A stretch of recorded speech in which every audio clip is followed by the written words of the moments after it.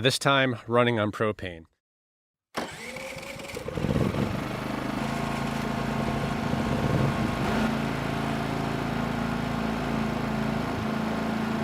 Anyway, without a load, like last time, we are running very clean at 0.4%. Load, we're just below 63 decibels.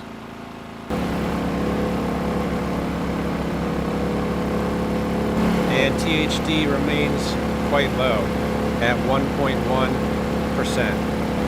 And at half load, we're at about 70.5 decibels.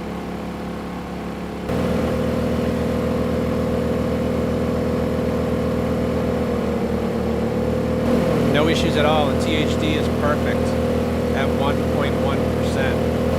And surprisingly, we're hovering at around 71, maybe 72 decibels, which is actually quieter than running at 5,000 watts on a single machine.